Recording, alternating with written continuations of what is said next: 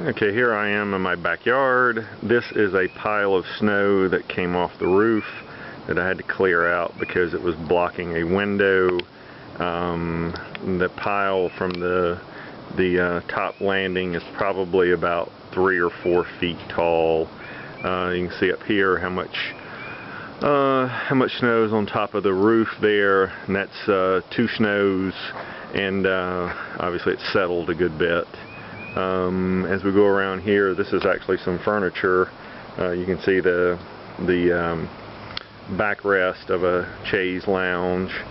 And as I pan around here some more, this is one of the many paths that the dogs and I have carved for them to run around and act like an idiot, as you've seen in other videos. This is the rest of our patio furniture, all covered up. At least a foot of snow on top of that.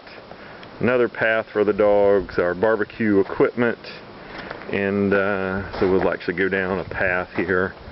And again, this snow is packed down, and it's probably a minimum of a foot deep. Here's my new shed. It seems to have survived the storm okay. And back here you can see a big branch that fell, and that fell during the first storm, and it actually hit the telephone lines, but missed the power lines, but didn't actually break anything. So here's the addition.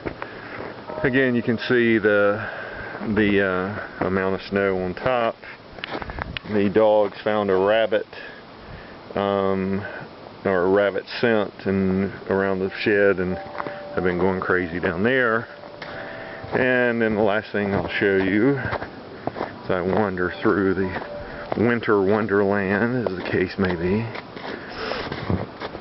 So this is the big pile of snow that I shoveled off the roof this morning, despite the DC Chief of Police's, Fire Chief's warning not to go on your roof for any reason. And there's the causeway that I dug out so the water would have some place to run. I was safe though, because I stayed behind this bump out here that you see. So, and I basically just pushed it over with the shovel and cleared it out because it was blocking a window.